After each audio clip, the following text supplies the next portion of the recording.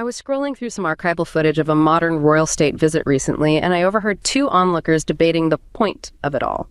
One of them was completely enamored, calling it a living fairy tale, a beautiful, romantic remnant of a more soulful age.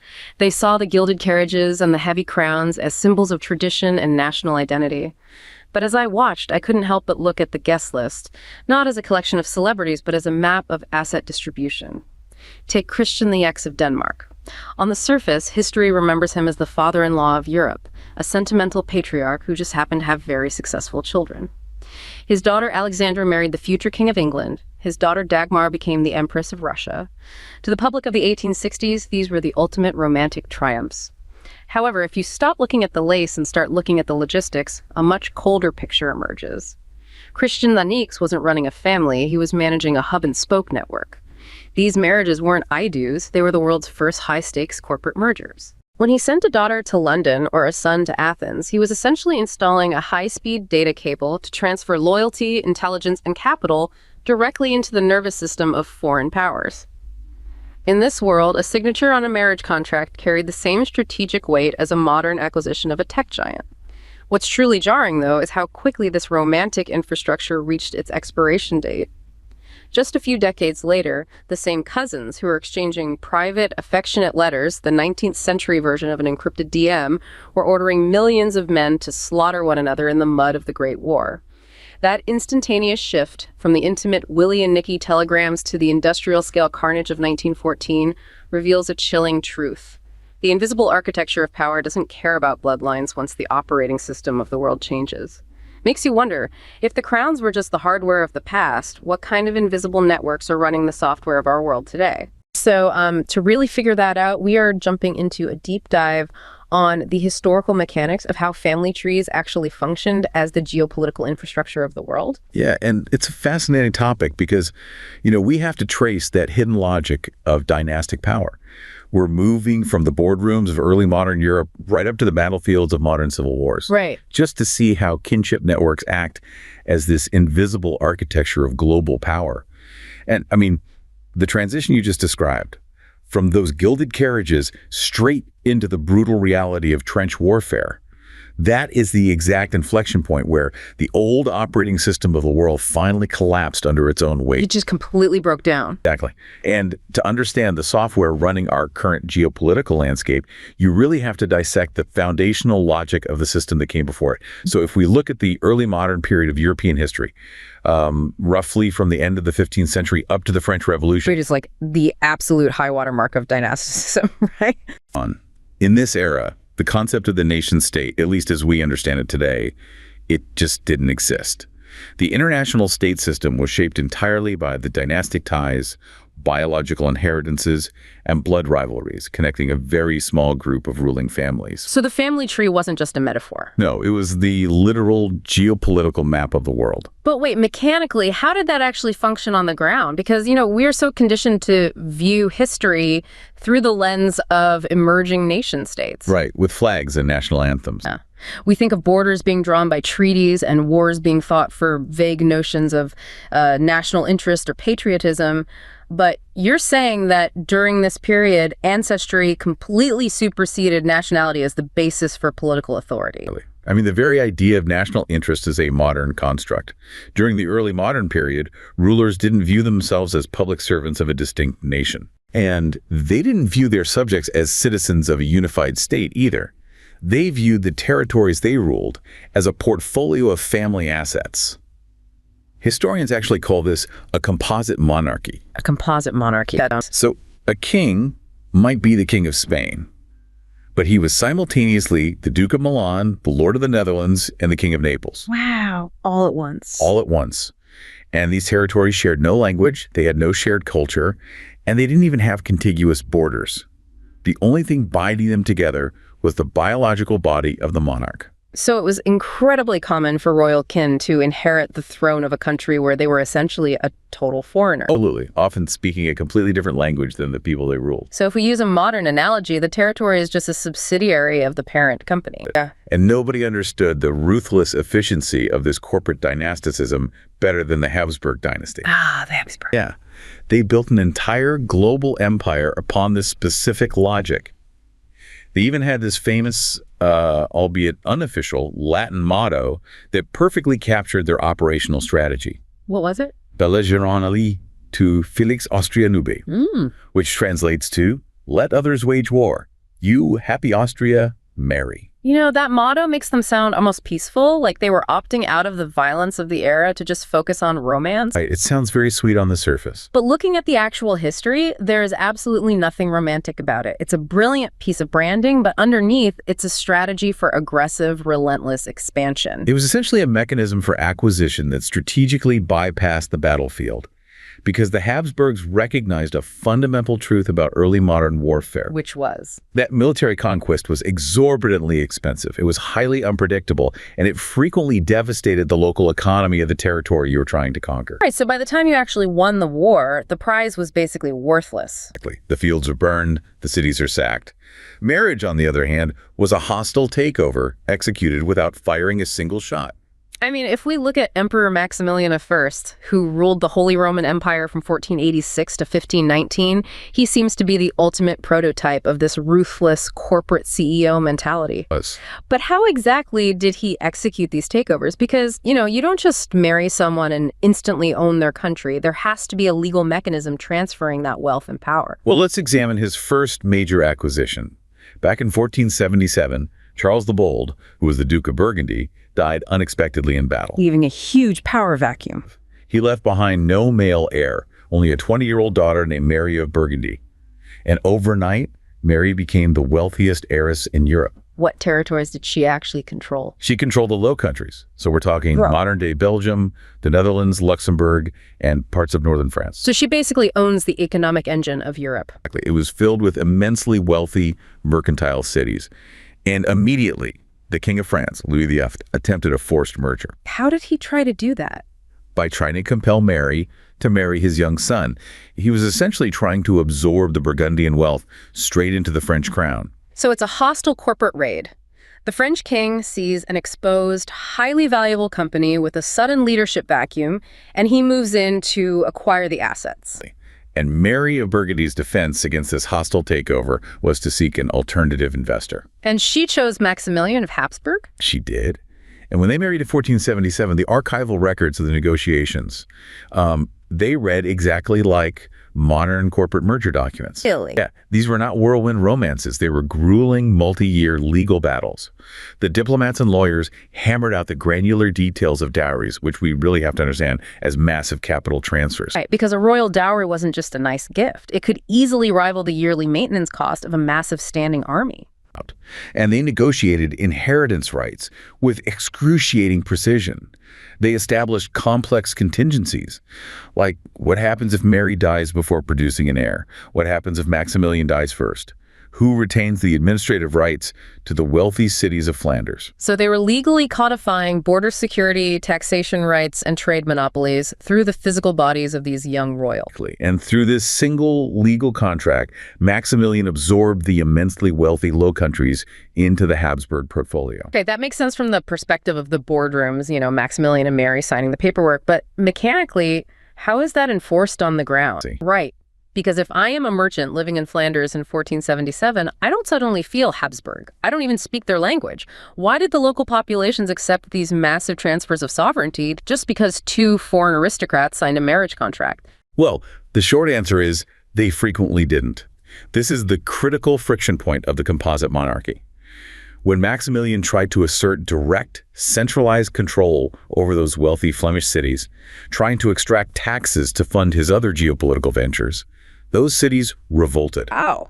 They just flat out refused. They viewed him as a foreign interloper, violating their traditional local charters. Maximilian actually spent years fighting brutal internal wars just to pacify his own newly acquired assets. Wasn't he actually imprisoned at one point? Yes. He was physically imprisoned by the citizens of Bruges for several months in 1488. Wait, the emperor of the Holy Roman Empire was thrown in jail by his own newly acquired subjects? He was held captive by the local guilds until he finally agreed to respect their historical economic privileges. Oh. So, the marriage contract provided the legal framework for the acquisition, but enforcing it required constant negotiation, coercion, and sometimes just brute force. It was a highly volatile system. But despite the local resistance, the macro strategy worked.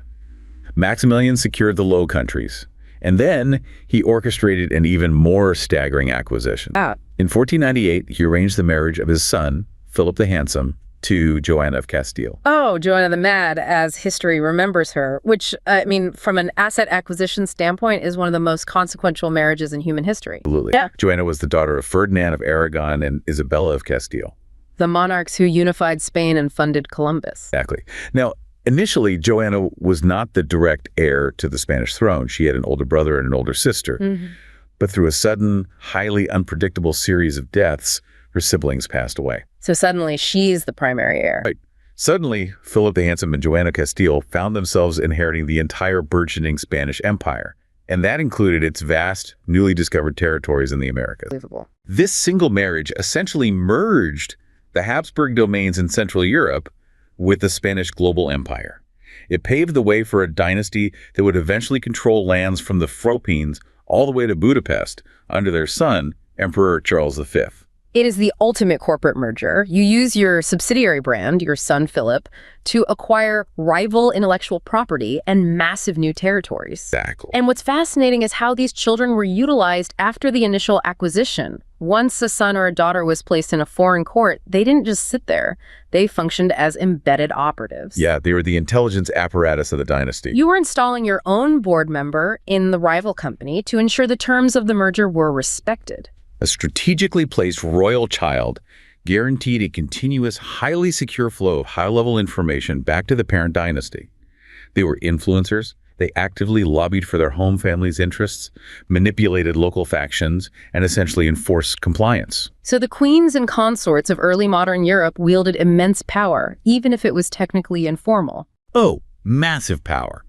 They controlled the flow of patronage, they influenced the education of the next generation of heirs, and they managed the back-channel diplomatic correspondence. But this reveals the massive, glaring vulnerability in this entire operational architecture. Yes. Well, if a modern corporation loses its CEO, the board convenes, they hire a search firm, and they install a new executive.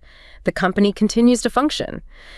But in this dynastic system, if an heir dies prematurely or if a strategically vital marriage proves infertile, you aren't just looking at a dip in stock prices. You are looking at a catastrophic failure of the state's operating architecture. Because the biological body of the monarch is the only thing holding the composite monarchy together. Exactly. The unpredictability of human reproduction, the sudden onset of illness, a hunting accident, things entirely beyond the control of the most powerful states were actually the primary drivers of international instability. So a medical issue becomes a geopolitical crisis. Always. When a monarch died without a clear, direct male heir, it was never treated as a private family tragedy. It was a highly contested, violently disputed board election. And a contested board election in the 18th century meant a continental proxy war. The War of the Spanish Succession is the perfect example of this. In 1700, the Habsburg King of Spain, Charles II, died. Now, he was severely physically and mentally disabled, largely due to generations of intense inbreeding designed to keep the Habsburg assets consolidated. And he died without producing an heir. Exactly. And his death triggered an immediate, devastating geopolitical crisis. The two major holding companies of Europe, the French Bourbons, led by Louis XIV, and the Austrian Habsburgs, both had highly complex, overlapping legal and biological claims to absorb the massive Spanish subsidiary. Because they had all been intermarrying for centuries. They both had aunts or grandmothers who were Spanish princesses, and the legal contracts signed during those previous marriages contained conflicting clauses about who got what if the main male line died out. Louis XIV claimed the throne for his grandson, Philip of Anjou, based on his marriage to Charles II's half-sister. But the Austrian Habsburgs claimed it for Archduke Charles. And the result was chaos. Absolute chaos. The resulting war dragged on for 13 years. It engulfed the entire continent, spilled over into the colonies in North America, and resulted in hundreds of thousands of casualties. The different holding companies simply could not agree on how to divide the assets, so they basically burned Europe to the ground trying to secure the monopoly. That is the terrifying reality of the early modern era. The biological vulnerability of the ruling family literally becomes the biological vulnerability of millions of peasants who are drafted to fight over an inheritance dispute. It's a staggering human cost. Which brings us forward to the 19th century. Because while the Habsburgs built the early prototype of this system, the clunky, highly volatile early-stage version of corporate dynasticism, it was a Danish king in the mid-1800s who really refined it. He upgraded the software. He really did. He took that raw biological mechanism of power, recognized its vulnerabilities, and attempted to upgrade it into a real-time global communications and security network. Let's look at King Christian the Next of Denmark. Christian the Next provides a masterclass in strategic recovery using biological assets. When he ascended to the Danish throne in 1863, he inherited a complete geopolitical nightmare. He was in a terrible position from day one. He really was. He wasn't even the direct patrilineal heir. He came to power through a highly complex web of female lineage succession laws because the previous main line had died out. And almost immediately upon taking the crown, he found his nation dragged into a disastrous military conflict. The Second Schleswig War. Right. And this wasn't just a minor border skirmish. He was up against Otto von Bismarck, the architect of German unification, who was aggressively expanding Prussian power. And Denmark got utterly crushed. Right. Completely crushed by the combined forces of Prussia and Austria. Christian the Next lost nearly half of his entire landmass and population. He lost the incredibly vital, economically prosperous territories of Schleswig, Holstein, and Lauenburg. Wow. Half the country. He was left as the ruler of a minor, defeated, strategically vulnerable nation perched precariously on the edge of a rapidly militarizing continent. He had no standing army capable of projecting power, and his economy was severely diminished. If this were a tech startup in Silicon Valley today, the angel investors would be pulling out, the valuation would be at zero, and the board would be preparing to liquidate the assets and dissolve the company. He was looking extremely bleak. But Christian X, working alongside his exceptionally brilliant wife, Queen Louise, managed a turnaround that is still structurally mind-boggling, because Louise really functioned as the chief operating officer of this entire enterprise. He was the mastermind. Yeah. When you map out the hub-and-spoke model they built, it ceases to look like a family tree. It looks like a biological fiber-optic network. Queen Louise is the strategic genius here. She recognized that since Denmark could no longer project hard military power, they had to project soft influence through human infrastructure. And they had one remaining highly valuable asset. Right. 6 healthy, attractive, well-educated children. And Louise systematically orchestrated a series of marriages that positioned these children at the very centers of European power. Who did they marry? Well, she married her daughter Alexandra to the future King Edward VII of the United Kingdom, the famous Bertie. She married her daughter Dagmar to the future Tsar Alexander III of Russia. The 2 biggest empires in the world. Exactly. Then her son Wilhelm was installed as King George III of Greece. Another son, Frederick, married a wealthy Swedish princess. Even their youngest son, Valdemar, was offered the crowns of Bulgaria and Norway, though he eventually declined them. They turned a defeated, marginalized nation into the most heavily networked, high-density diplomatic hub on the European continent. Through sheer networking. Let's actually visualize how this functioned operationally. Because it's one thing to say they were networked, it's another to understand how the data flowed. The physical reality of it is amazing. Yeah, imagine a rainy evening at Fredensborg Palace, the Danish royal residence, in the late 1880s. Down a drafty hallway near the servants' quarters sits a young telegraph operator named Elias. He's in a cramped room, his ears ringing with the relentless metallic clicking of the Morse code machine. The nerve center. Elias is the silent, invisible witness to the family chat that governs the world. A message from the Tsar in St. Petersburg, an autocrat with an army of millions, arrives on the wire. It's followed immediately by a frantic query from the King of the Hellenes in Athens, all of it filtering directly through the father-in-law of Europe in Copenhagen. Elias remembers the king walking into the telegraph room, smelling of wet wool and pipe tobacco, asking simply, "Has Bertie replied yet?" The sensory reality of that telegraph room is critical to understanding the specific mechanics of 19th century diplomacy. We tend to abstract international relations into treaties and summits and sterile geopolitical theories. Right, lots of paperwork. But under the network of Christian IX, diplomacy was deeply fundamentally intimate.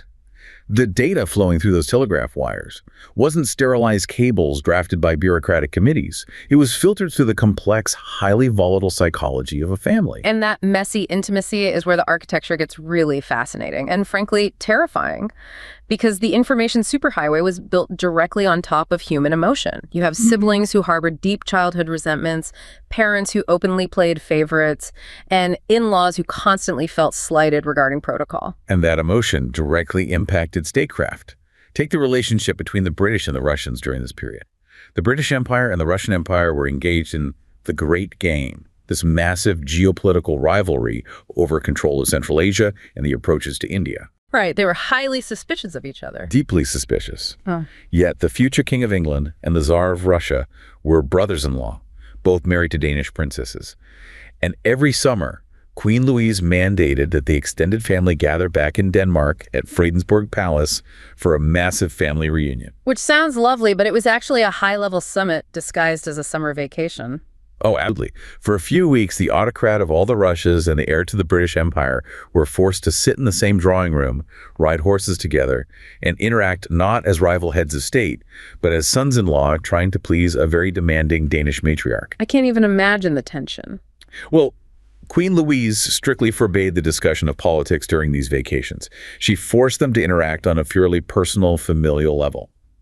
But this physical proximity, this shared familial space, created a back channel of communication that bypassed their respective foreign ministries entirely. If tensions over a border in Afghanistan escalated, the Tsar could theoretically communicate his private intentions to his father-in-law in Copenhagen, who could then relay that nuanced sentiment to the British crown, softening the diplomatic blow. But the vulnerability of the system is glaring.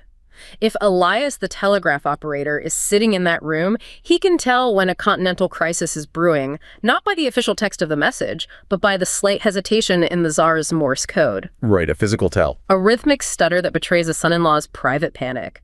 A vibration felt at the very center of the Danish Hub. A network built entirely on human biology and emotion is constantly vulnerable to a structural glitch. And in the 1880s, you have to remember, a glitch in the hardware wasn't a server going down or a transatlantic cable snapping. Yep. A glitch was a sudden bout of tuberculosis. It was a difficult childbirth that resulted in an infection. It was a severe bout of clinical depression.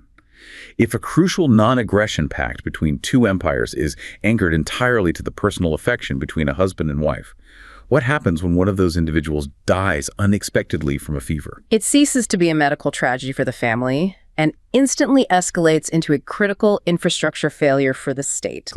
The structural integrity of the entire European peace relied on the physical health, the immune systems, and the emotional stability of a few dozen interrelated people. Which leads to a massive, glaring paradox. Because the whole premise of the Habsburg strategy and the whole point of Christian IX's biological network was that intermarriage acts as a dampener on conflict. The logic is simple. You weave the families so tightly together that the cost of going to war becomes far too high. You don't bomb your sister's house. You don't declare war on your favorite uncle because you are destroying your own bloodline and your own future assets. But when we look at what actually happened, when everyone became cousins, that assumption shatters. If marriages were designed to prevent war, why did Europe experience centuries of relentless conflict, culminating in the complete destruction of the First World War? To answer that, we really have to move away from the anecdotal histories of individual kings and queens and look at the hard statistical data. Historical researchers and political scientists have compiled extensive databases linking European royal kinship networks. They meticulously tracked thousands of monarchs, marriages, and dyads from 1495 all the way up to 1918. That is a massive data set. They quantified the coefficient of relatedness between every ruling monarch and cross-referenced it with the frequency, duration, and intensity of military conflicts between the respective states. So they essentially built a massive spreadsheet cross-referencing family trees with battle casualties. Exactly. And they analyzed this massive data set through three distinct theoretical lenses to understand the underlying mechanics of kin-based politics.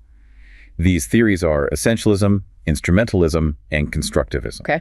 It is really worth defining each of these carefully because they offer completely different explanations for how human beings operate under pressure. Let's break them down mechanically. Start with essentialism. Essentialism is grounded entirely in evolutionary biology and sociobiology. It posits that human beings, like all biological organisms, have an innate genetic drive to protect and propagate their own genes. That's right.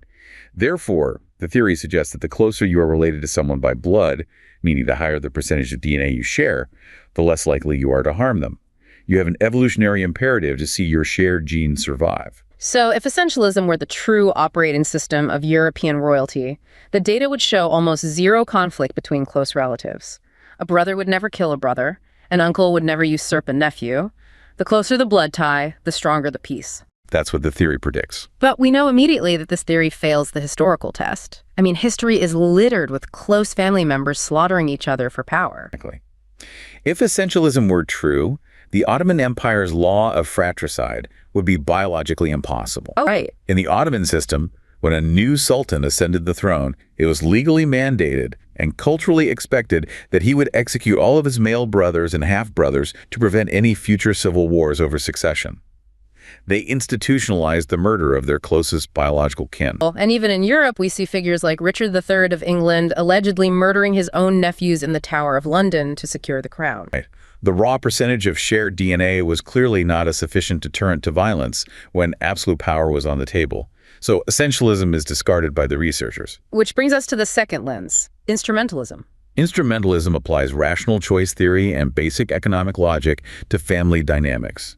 It assumes that monarchs were cold, calculating, and driven entirely by self-interest and resource maximization. So it's purely transactional. Completely. In this view, family ties hold no inherent emotional or biological weight. They're merely tools. You use your relatives when it benefits your geopolitical position, and you betray them the second the financial or territorial payoff is high enough. So under instrumentalism, kinship wouldn't be a deterrent to war at all.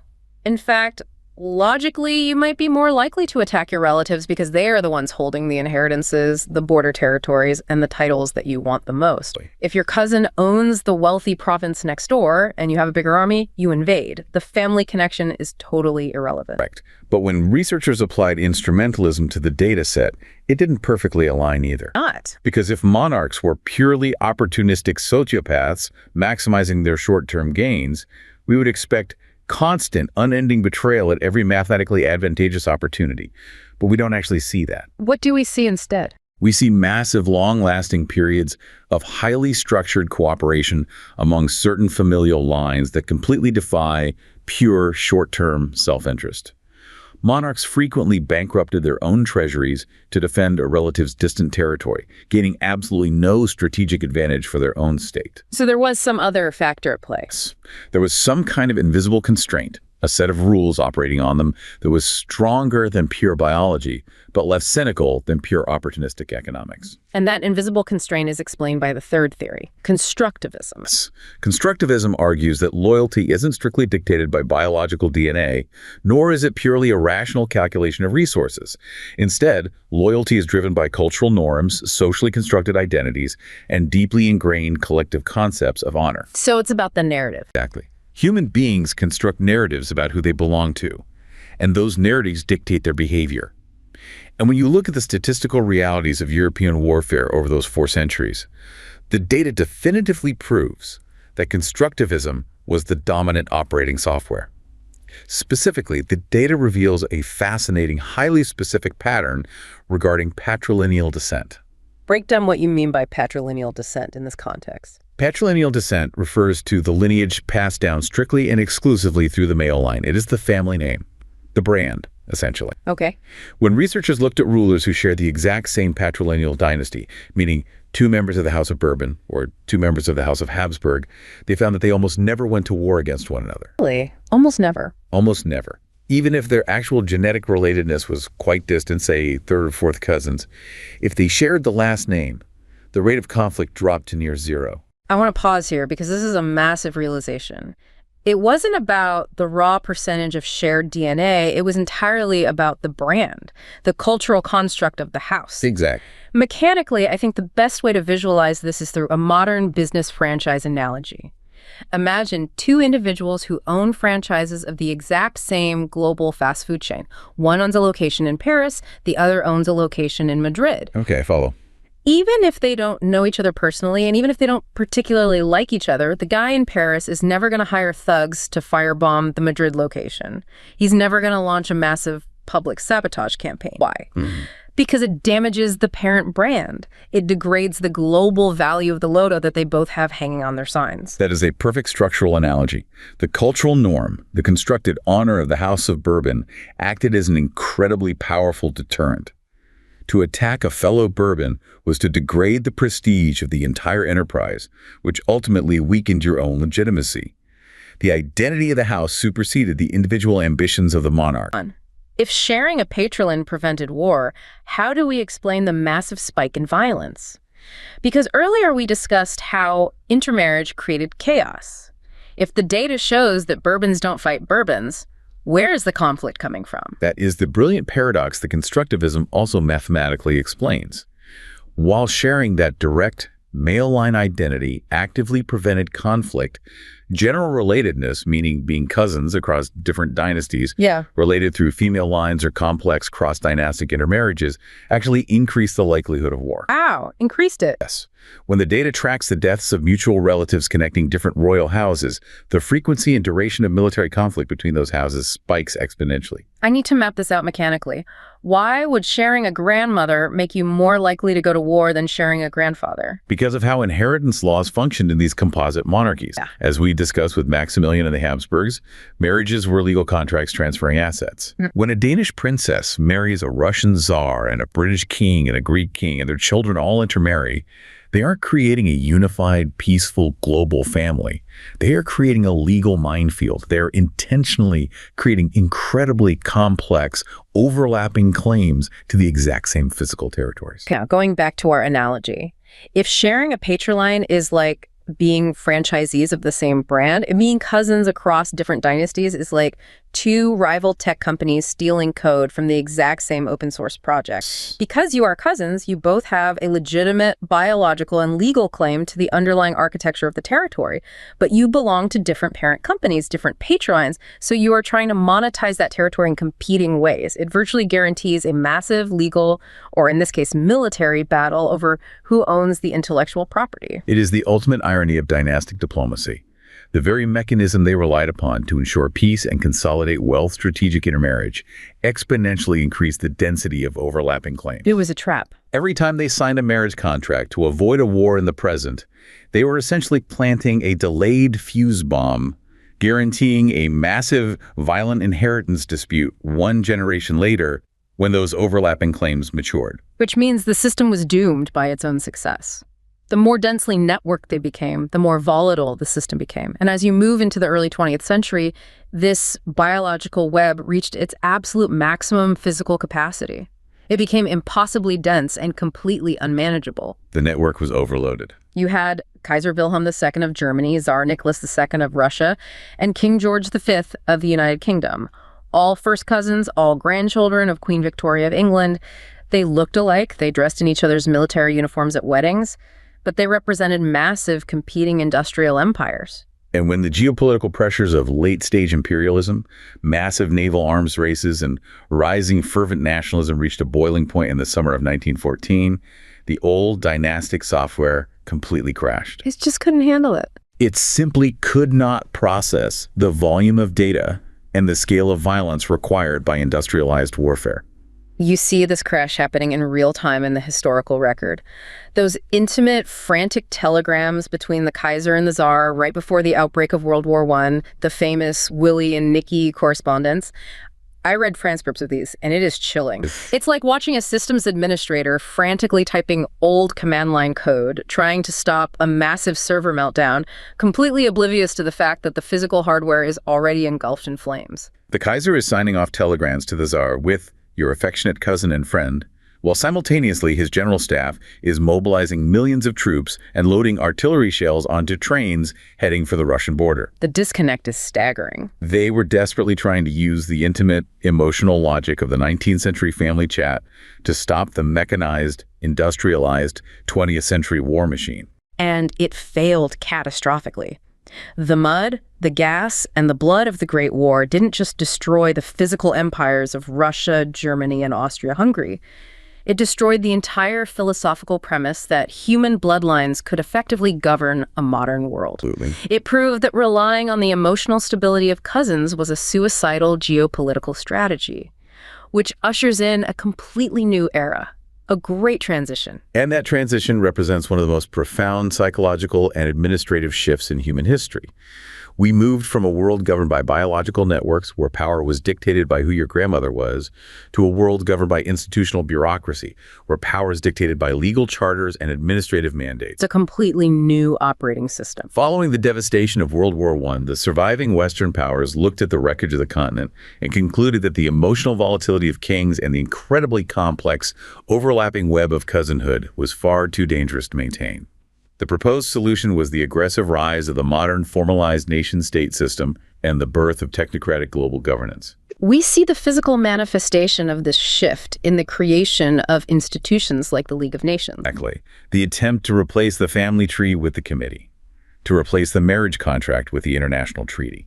I think the most haunting part of this history is that specific moment of transition, the Great Transition, when the warm, deeply personal, heavily blood-stained logic of the dynasty was evicted by the cold, gray, sterile efficiency of the modern technocrat. Contrast. Imagine a woman named Clara working as a filing clerk in the early 1920s for one of the new international commissions in Geneva. She occupies an office that, just a decade earlier, might have belonged to an aristocrat whose family had intermarried with half the continent to keep the borders stable. Right, the physical space has been completely repurposed. Exactly. Claire spends her days under the hum of electric lights, coding mortality statistics and trade deficits into standardized multi-part forms. She is actively participating in replacing the cousinhood of kings with the protocol of international committees.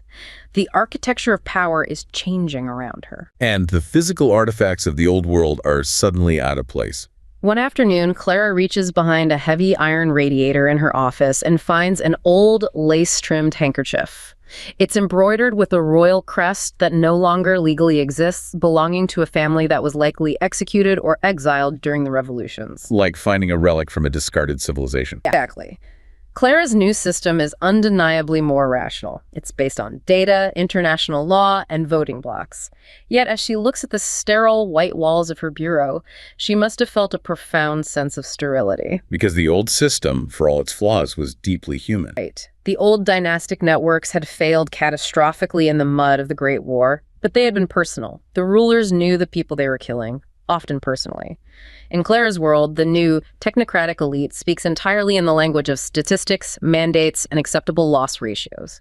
They move the massive gears of global governance with hands that never shake, specifically because they no longer have any personal skin in the game. The structural contrast between those two worlds is striking, and it highlights a fundamental debate about the nature of power.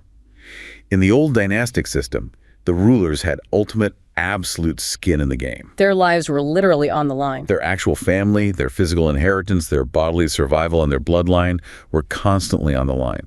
It was intensely personal. That made it volatile, erratic, and prone to wars of ego, but it also made it deeply human. Whereas Geneva was the opposite. Right. Clara's world, the world of Geneva, the League of Nations, and eventually the United Nations, was explicitly designed to eliminate that human volatility. The underlying logic of the technocrat is that if you can mathematically remove the family honor, the personal resentments, and the messy intimacy of the cousinhood, you can manage global affairs rationally. You manage crisis through data sets, specialized committees, and standardized forms. But I have to push back on that logic. Did this shift to bureaucracy actually solve the underlying problem of violence? Or did we just trade the emotional, erratic volatility of a human king for the terrifying apathy of a spreadsheet? That is a very valid question. Because mechanically, when a system is run by people who are entirely insulated from the physical consequences of their actions, bureaucrats filling out forms in sterile white rooms in Geneva or Washington, it breeds a new kind of cold, calculated violence. It's the difference between a crime of passion committed by a king and a corporate bureaucratic decision to accept a certain percentage of civilian casualties as a purely mathematical line item on a budget. That is the essential, enduring critique of modern technocracy. It effectively replaces the highly visible personal tyranny of the monarch with the invisible structural tyranny of the institution. However, what makes this even more complex is that the entire premise of Clara's world, the idea that the old dynastic software was completely deleted, uninstalled, and replaced by pure bureaucracy, is actually a myth. Wait, what do you mean a myth? We don't have kings marrying off their daughters to secure trade deals in the G20 today. True. The West largely adopted the spreadsheets and the committees for international relations, yes. The high-level geopolitical game is played by institutions. But the deep underlying human instinct of dynasticism, the reliance on kinship networks for security, wealth concentration, and power, never actually died. Oh. It wasn't uninstalled, it simply mutated. It migrated out of the highly visible spotlight of international diplomacy and embedded itself deeply into the shadows of modern domestic politics. Okay, we need to unpack this mechanically, because this is where the historical deep dive connects directly to the mechanics of modern political collapse. We aren't talking about royal marriages between rival empires anymore. We are talking about something insidious, a phenomenon known in political science as dynastic capture. Explain how this functions today. Dynastic capture occurs when a political position, an economic sector, or a state institution that was explicitly designed to be meritocratic, democratic, or bureaucratic becomes effectively monopolized by a single family or a dense network of related clans. Wow. It's the old operating system of the Habsburgs running secretly in the background of the new democratic hardware. We see this incredibly clearly in modern states that have weak central institutions. The Philippines provides a prime, highly documented example of this dynamic in action. So? Well, on paper, structurally, the Philippines is a modern democracy. It has a constitution, regular elections, term limits, and a complex bureaucracy. But the reality on the ground operates on a completely different logic. In reality, local and provincial political offices, mayorships, governorships, congressional seats are heavily dominated by deeply entrenched political dynasties. Political scientists categorize these into thin and fat dynasties. What's the difference? A thin dynasty passes power sequentially. So a father serves as mayor, terms out, and his son runs for the same seat. It's linear. But a fat dynasty operates much more like the old composite monarchies. In a fat dynasty, the family monopolizes multiple offices simultaneously. Like spreading the assets around. Exactly. The father is the governor, the mother is the mayor of the capital city, the oldest son is the congressional representative, and the uncle controls the regional police force. So they essentially capture the entire apparatus of the state at the provincial level. But mechanically, how does that impact the population? Because some might argue, if they keep getting elected, maybe they're just good administrators. How does this connect back to the violence of the old royal systems? It connects directly to violence and instability. When researchers analyze the sub-state data in the Philippines, tracking local election violence and corruption, they find that it's not just the presence of a single dynasty that causes catastrophic problems. And what is it? The extreme violence occurs when there is polarization of political offices between competing fat dynasties. When you have local clan feuding, where rival families are treating provincial offices not as public trusts, but as their personal inheritable property, it creates extreme political polarization. So the formal institutions of the state just become battlegrounds for familial vendettas. In areas like Mindanao, the lines between political rivalry, traditional clan feuding, which is known as Rido, and broader ideological insurgencies become completely blurred. The state isn't fighting a rebellion. Rival families are fighting a turf war using the state apparatus. They literally weaponize the government. Yes. They use the local police force as a private militia. They rewrite zoning laws to bankrupt a rival family's business. They manipulate the state budget to ensure infrastructure is only built in territories controlled by their kin network. That is such a dark but entirely rational logic when you break it down. It completely reframes how we in the West look at corruption and instability in developing nations. We tend to view it as a failure of morals or a lack of understanding of democracy. Exactly, which is a very naive view. Right, because mechanically, if you live in a low-trust environment where the national government is like a buggy, constantly crashing, highly unreliable app, where the police might rob you and the courts are easily bribed, you are obviously going to delete that app. You're going to default to the hard-coded, primitive operating system of the family dynasty just to survive. It is a highly rational survival mechanism. You align your loyalty with the local powerful family because they are the only entity that can actually protect you, enforce contracts, and put food on the table. The clan becomes the primary provider of security and patronage, superseding the state. And we see this exact same dynamic, this defaulting to the clan play out with even more devastating national level consequences in the Middle East. Yemen is the perfect tragic case study for this. Let's look at the regime of Ali Abdullah Saleh. Saleh ruled Yemen for over 3 decades, and his survival strategy was a masterclass in modern dynastic capture. He did not rule by building a robust, impartial, meritocratic national bureaucracy. He ruled the state exactly like a massive family business. Utilizing his own tribal connections. Right. Yemen has a highly complex tribal structure, and Saleh relied heavily on his own specific tribal confederation, the Hashid. More specifically, he engaged in massive coup-proofing within the military. Explain the mechanics of coup-proofing. How does a dictator actually do that using his family? You capture the instruments of violence. Saleh essentially hollowed out the formal military command structure and placed his sons, his nephews, and his closest tribal allies in direct command of all the elite units. So he surrounds himself with blood relatives. Completely. His son Ahmed commanded the Republican Guard. His nephew Yahya commanded the Central Security Forces. Another nephew controlled the National Security Bureau. He captured the state institutions and repurposed them strictly as a dynastic security apparatus. What about the national budget? He treated the national budget as a slush fund to buy the loyalty of rival tribal leaders. He was essentially paying out massive dowries in the form of state contracts to keep the composite monarchy together. So the state and the family become physically indistinguishable. A soldier in the Republican Guard isn't loyal to the flag of Yemen or the Constitution. His paycheck and his survival are tied directly to the bloodline of the commander, which explains why the collapse was so absolute.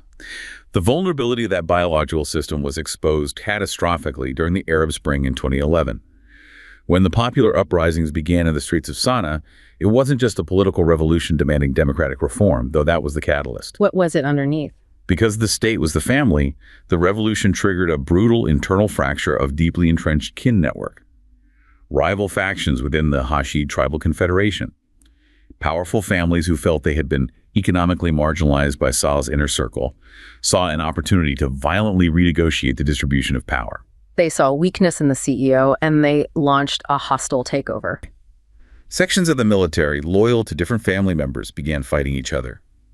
The resulting Yemeni crisis, which has escalated into one of the worst humanitarian disasters on the planet, is immensely complex. It involves regional proxies like Saudi Arabia and Iran now. But at its root. But at its foundational core, before the proxies got involved, it was a massive, violent dispute over dynastic inheritance masquerading as a modern civil war.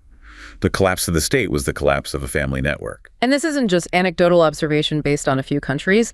There is a terrifying statistical reality underpinning all of this that proves constructivism is still highly active.